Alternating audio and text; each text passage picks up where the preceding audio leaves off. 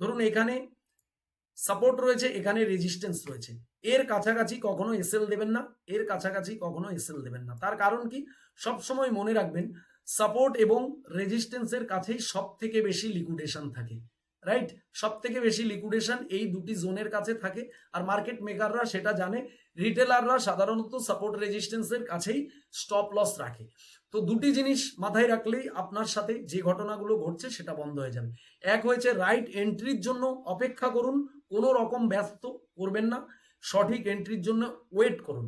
আর দুই হয়েছে ট্রেন্ডের এগেনেস্টে কোনো রকম ট্রেড করবেন না। মার্কেট যদি ডাউন ট্রেন্ডে যায় তাহলে আপনি শর্ট পজিশনের জন্য অপেক্ষা করুন, মার্কেট যদি আপ ট্রেন্ড থাকে তাহলে আপনি লং ট্রেডের জন্য পজিশন খুঁজুন। সো আজকের ভিডিওটা যদি এতটুকু ইনফরমেটিভ মনে হয় আপনার কাছে, তাহলে অবশ্যই ভিডিওতে একটি লাইক করবেন, চ্যানেলে নতুন হলে অবশ্যই চ্যানেলটিকে সাবস্ক্রাইব করে রাখবেন, পাশের বেল আইকন প্রেস করতে ভুলবেন না। সো দেখা হবে নেক্সট ভিডিওতে, সবাই ভালো থাকবেন।